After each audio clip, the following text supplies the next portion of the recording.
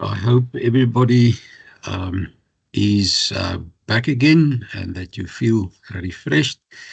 We are going to dive into the middle part of our presentations, friends. And next up is Mr. Lebo Mohoera, one of our support staff members at the Northwest University, also assisting us in our teaching and learning endeavors at the faculty. And Lebo will be talking on building Old Testament fundamentals alongside AI Tutor Pro.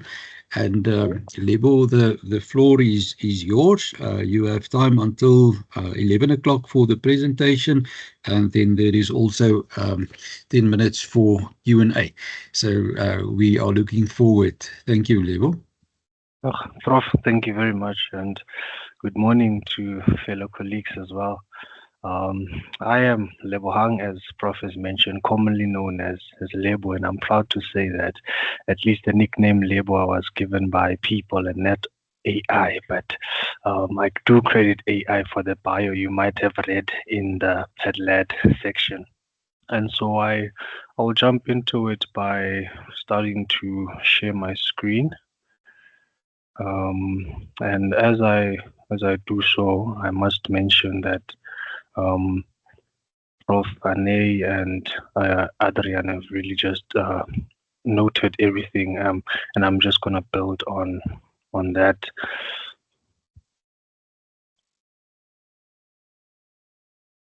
Is my screen visible? Yeah, we can see it. Thank you, Lebo. Perfect. And so, yeah, I'm just gonna try to bring an experience we've had with collaborating with AI Tutor Pro in the Old Testament module at first year level. And Lebo? I must, sorry, I just want you to present because it's in PowerPoint view. If you want to just go into presentation view. Okay, let me do so.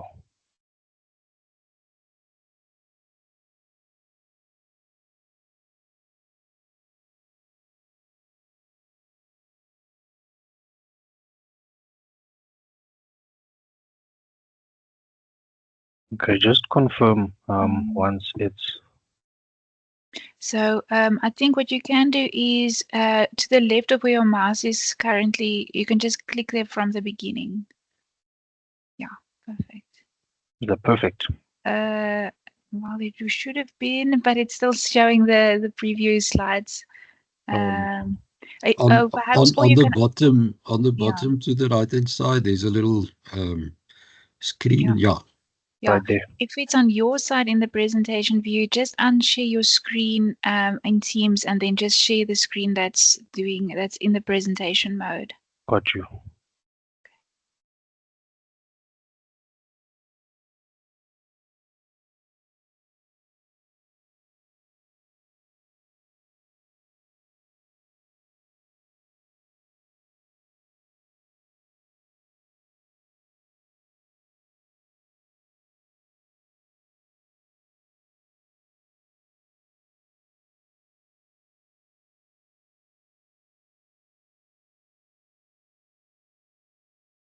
Perfect. Is that better?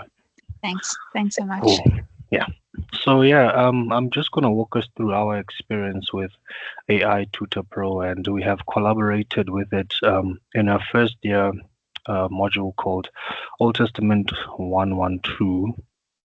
And so when you think about the study of the Old Testament, is quite and can be complex due to its historical, its geographical, and obviously cultural context.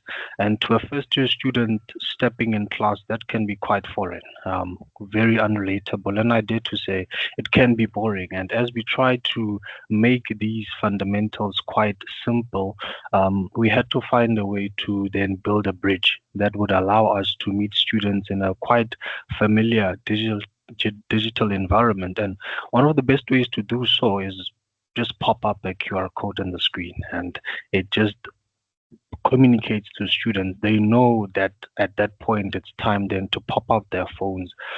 So that's the environment that's very familiar to them, and meeting them there is what then helps us to make these fundamentals quite simplified and then relatable, and they are able to grasp the module content. And so then one may ask, then what is AI Tutor Pro? And it is a personalized learning assistant. It is powered by artificial intelligence, and it is designed to support students. And it's critical to understand that it is there to help students master the academic content across any wide subject, and in this case then the Old Testament at introductory level. And so as we have heard from Prof. Anay, that AI just studies the patterns, and so it adapts to each student's needs, the pace and understanding level, making education more interactive and accessible.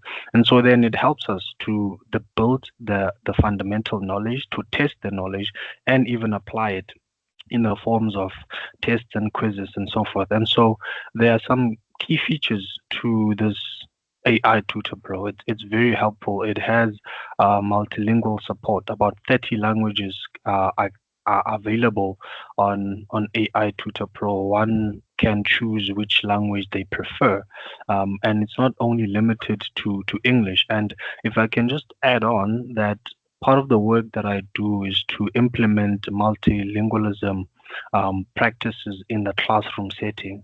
And so we also find a way that a student could learn a concept in a language familiar to them, and then build a bridge to English, which is then would be the required academic language. And so AI Tutor Pro allows students to journey in a language that's familiar to them, and then make a bridge to English that is required. And it has personalized feedback. It has step-by-step guidances, and it tracks the progress of students. And at some point, we'll just have a very short demonstration of how it works on a practical level. And it is quite secure. It is anonymous.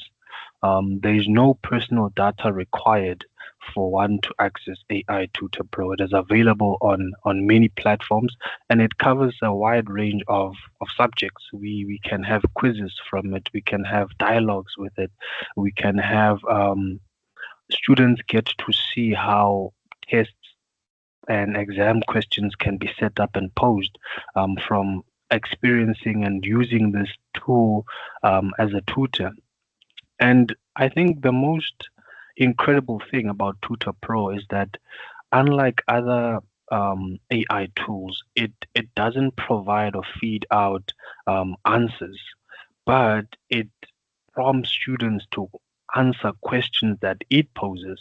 And so this is one element that I think it makes AI Tutor Pro very distinct from other platforms, because when you think of ChatGPT, when you think of Copilot and the rest, they sort of have an easier way to give answers, but Tutor Pro then poses questions for students to answer.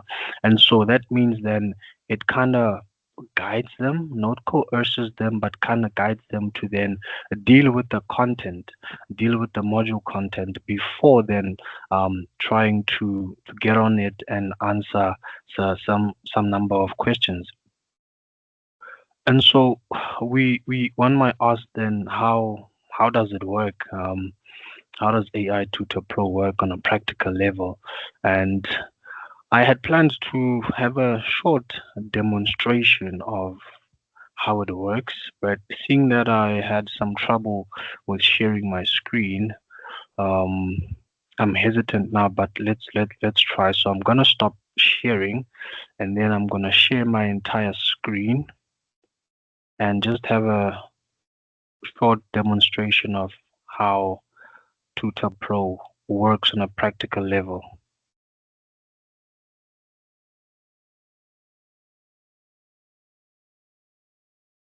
And I just get a confirmation if my screen is still shared, and what's visible is AI Tutor Pro site. Yes, we can see it. Thanks, Lebo. Perfect.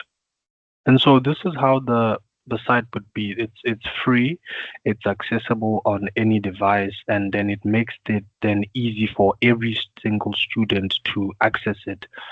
And so it has two options where we deal with a specific topic where we prompt it to ask certain questions, and you can put anything here. And let's say you're trying to deal with the book of Leviticus and so forth. And so you click your subject, you choose your language of preference and also the level of learning. And so there's basic level, there's professional level, and for first year level, then we'll choose the undergrad level.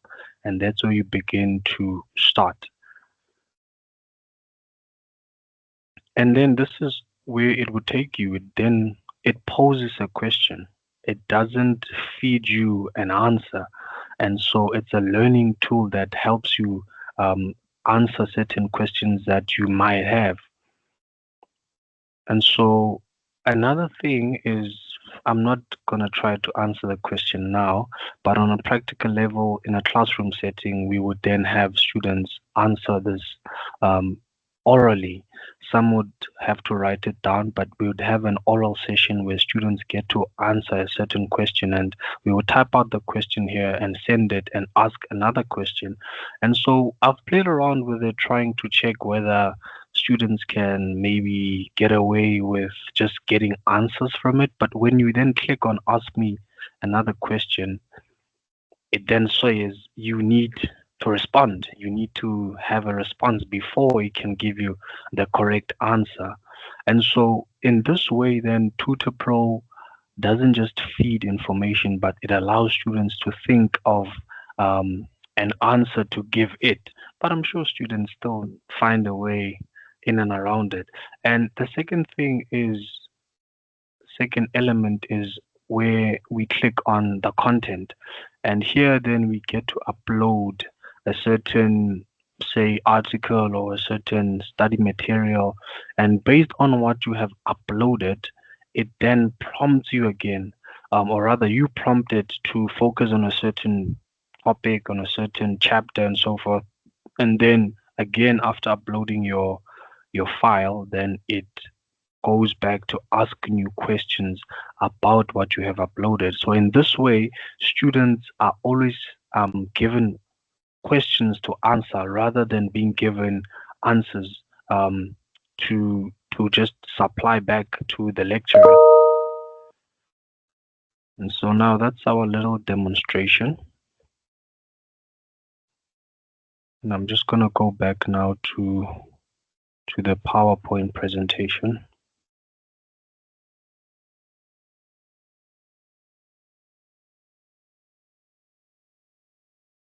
And so how we have integrated it is we would utilize this before the writing of a class test, a major test, where we then prepare students to have an idea of the sort of questions that might come up in the upcoming test. And it has also helped us to link specific topics, as we have just simply now just clicked on Leviticus. It helps us then understand how themes of sacrifice, how themes of worship and offerings link up to the book of Leviticus, and how that then fits into the larger corpus of perhaps the first 5 books of the Bible. And so when we are dealing with big concepts and aspects like theology, we can then link how the Canaan and exile have to do and what they have to do with a broader topic like the covenant theology. And so then it helps students understand and have an idea of the exam style questions to expect in the upcoming tests. And so from our experience with Tutor Pro, we have realized how students get excited to engage with it because it's an environment familiar to them. And so we've seen how when we just shift the slide to AI Tutor Pro on the side, how there's anticipation, how there's excitement, how class engagement just then shifts a level higher. There's just a buzz in a classroom when people or students rather are dealing with something digital on their phones rather than having a lecture just pour out some knowledge upon them. And so we have seen how it helps us also link up or kind of summarize and conclude a certain study unit, because then we would have to use it, or we would then use it before the upcoming test. And it also helps us to measure class engagements. I think previously and traditionally, one of the ways to measure class engagement and whether students are coping or not would then to have a formal test, to have a class test, and maybe only then would we realize that students are not coping as much. But using Tutor Pro on a regular basis and having class participation and the interaction with these AI generated questions, then it helps us to gauge whether students are understanding and so forth. So instead of the traditional way of waiting for a semester test, we have these kind of things and quizzes testing in between as we try to maneuver. So by the time we get to a formal test, even a lecturer can gauge whether students really understand a certain study unit before proceeding to the next. And so here we've had just trying to get some feedback from students, and here we've used another tool called Mentimeter, but we were just trying to get the students' experiences, and in the next slides I've just picked a couple of the feedback that we've received from students, and some of them have said they have received no assistance at all, and others have said it has helped them improve their understanding and gave them an idea of what's coming up in upcoming tests and assignments. And others say it has helped them, while others say, man, I just passed, I just browsed through without even understanding the work that I'm doing. And so these various feedback from students has also helped us to try to meet them where they are. It has also helped us to gauge whether these tools are they being useful or not. And so then one may ask, how do we then try to preserve students from being so dependent on the use of AI? And I must say, one of the greatest concepts we've come up with together with Prof. Van der Walt is the concept from ancient Greek culture of pedagogos, where the ancient culture would have a slave or a servant that was tasked with guiding the children, particularly boys of a noble family, and they would guide them with moral values, education, and tackle daily living. And so to try to preserve students to be so dependent on the use of AI in our classroom settings, we've tried to provide some mind education, critical thinking skills where students can then engage and interrogate feedback from the AI sources. And so we can say that it has been taught, it has been encouraged. I would even say it has been preached that students should master the tool and not the other way around, just to preserve them from full dependence on AI and therefore the abuse of AI. And like I said, they are encouraged often enough to engage and to critically respond. And at times when they do, we've realized that the AI source then comes back to say, perhaps sorry, I was wrong, when students then get to push back against what they're getting, or against the feedback that they're getting. And that also sharpens their critical thinking. And I think psychologically it prepares them and shows them that they also have a say onto what AI could be feeding back to them, what AI could be producing. And I think that's where we learn skills to critically think and criticize things. And so as we try then to equip students in this manner, I think then with time and with enough practice, then students then begin to become the masters of tools and not just slaves of the tools. And in conclusion, mindful of the time, we can say that the feedback we receive from the students can sum up the analogy that AI tools are indeed very good slaves. They are very good when they are under our control. They are very good when we prompt them to do things, but also they are quite bad masters when now they are controlling students and they are detecting what students should do, how students should think. And so I think to sum up what Prof. Ane also said, that we ought to take advantage of one element that AI does not have, and that is being human.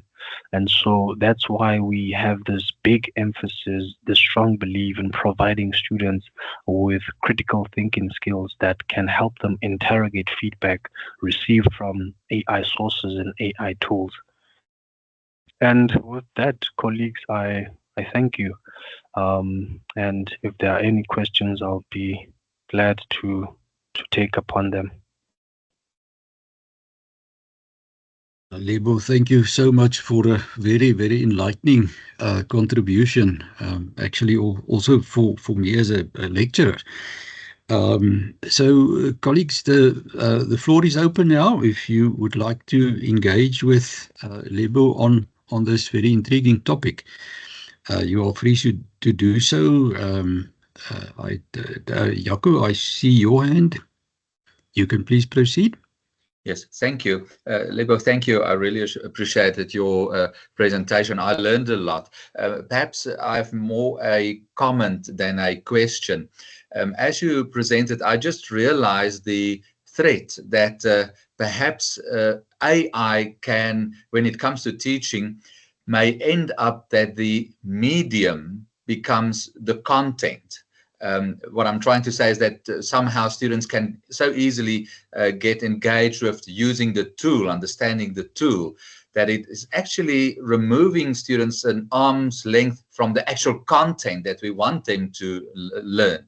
So I'm not accusing you of doing that. I'm just merely realizing it might be a possible threat when using tools and getting so engaged with these wonderful tools that students actually learn more about using the tool than the content the tools should give them access to. So just a comment from my side. Thank you. It was nevertheless a very good presentation. Thank you.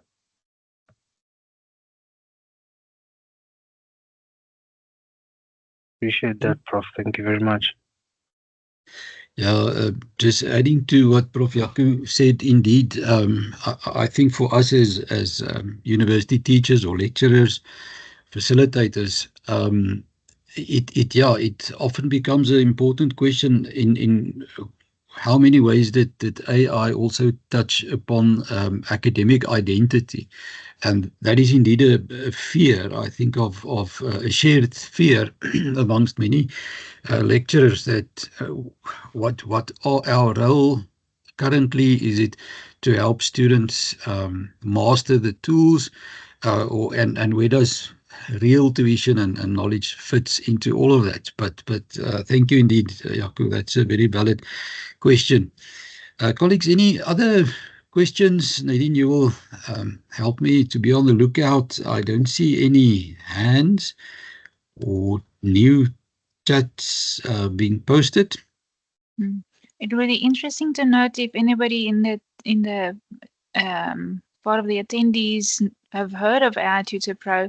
There's also the assistant version as well, that the lecturer can use for themselves for planning, for assessments, or for the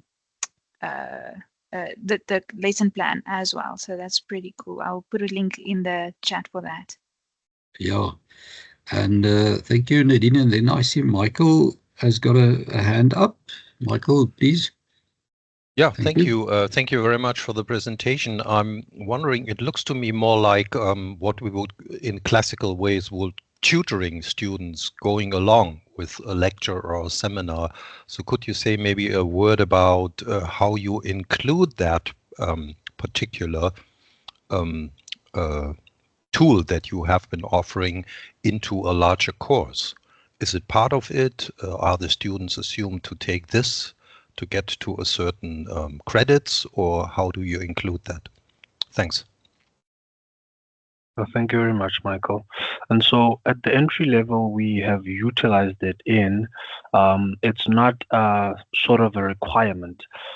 We have basically just tried to incorporate it in teaching and learning to try to enhance teaching and learning experience, seeming that the students are more engaged in such an environment, because traditionally perhaps the top-down approach might not be so effective, but it's not necessarily a requirement or a course that students would have to go through, providing them with certain amount of credit. Yeah, thank you. That would mean that there the human factor comes in. So if the course is integrated in something where still there is interaction with teachers or with other students, right? Yes, definitely. Okay, thanks. That's helpful. Thank you, Michael. Yeah, Lebo, if I may, I also had a question, but I first see Amanda's hand. Prof. Amanda, please proceed. Thank you, Chair. Lebo, I have a question. Does the students fill the questions in on their cell phones within the class? Because the app won't give another question if there is no answer. So do you do it as the lecturer, or must the students do it on their own cell phones? Well, thanks, Prof. So on a practical level, I would have to type it out on my keyboard. And so this is a question now that is posed to the entire class. And hence I said that at times they would have to answer this orally back to me. And then we then establish an answer that we feel as a collective we're going to pose as our answer. But then each student gets the chance to answer this orally, and outside of the classroom, that's when then students are free to then engage with the tool by themselves.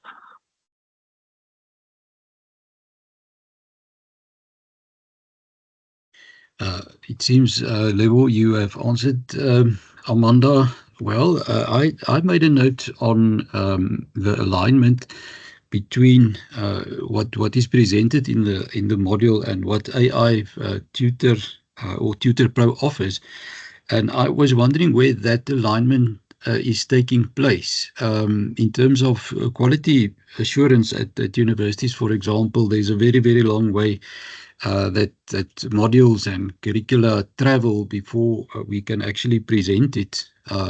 That's one of the challenges, I think, in a very fast or a rapidly changing environment. But how does these tools link up with the existing module plan and module content? Is there? I was wondering where that alignment takes place, and then also, can you make them fit into a current framework of assessment, for example?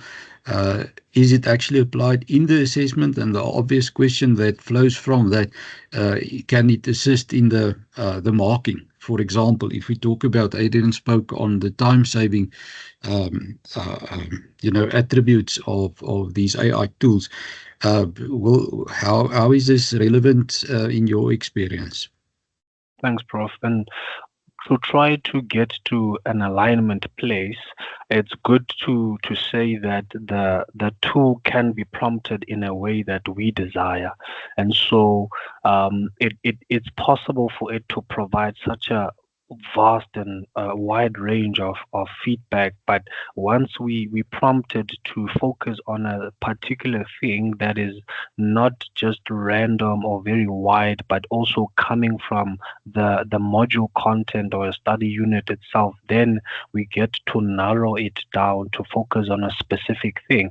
And in terms of the marking, thus far, Tutor Pro has not been an assistant in marking perhaps assignments, and I'm sure here Nadine could assist, but as far as I have the knowledge, it doesn't assist necessarily in the marking of assignments. No, not at the moment. It doesn't mark, and that's also one of the contentious issues that's being discussed among the community, AI community. Should AI be marking assessments, and if it does, should we declare that to students and or not, seeing that they need to declare their AI use, and also with the risk of hallucination. It will just be two AIs talking to each other, and we wouldn't know whether the content is really correct. So, that's also another ethical issue that's being raised. Should we even allow AI to mark assessments? Because where does the human element come in, and when does it end? Thank you, Nadine, for the response, and I really like this, leaving a topic with more questions that will keep us reflecting on it. With that, Lebo, thanks again for a very interesting presentation.